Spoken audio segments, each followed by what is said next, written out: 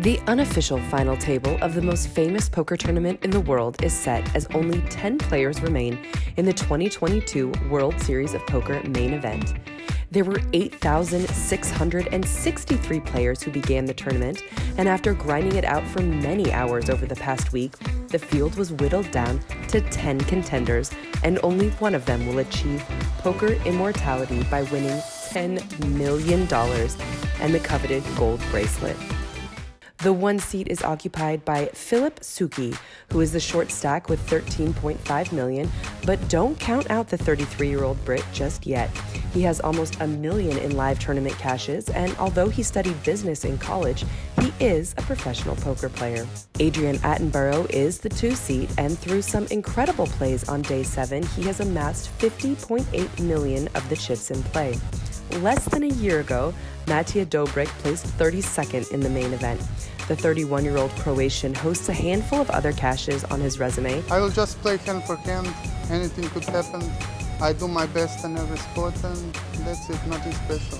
He brings a solid 68.65 million chips to the unofficial final table. Seat 4 contains Michael Duek with just shy of 50 million chips. He's an Argentinian native who now resides in Florida.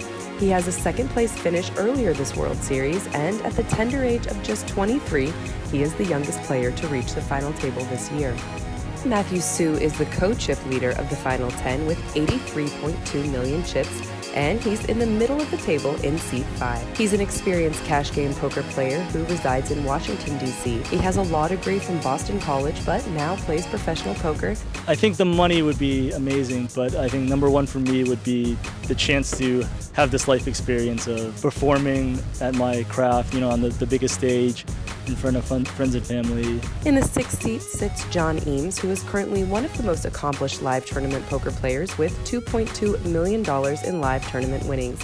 He holds almost 55 million of the total chips in play. Retirement, or the point where poker just I can choose whether I'm playing poker purely for the pleasure. There'll be fewer money incentives.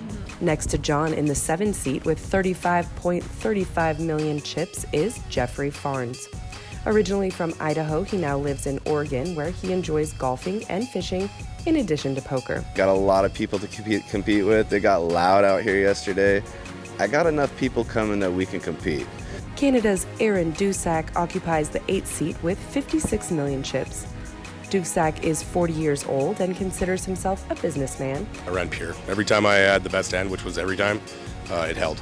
And I don't think I ever got it in behind. With 83.2 million chips, Espen Jorstad is the other co-chip leader coming into 10-handed play and is sitting in the 9th seat.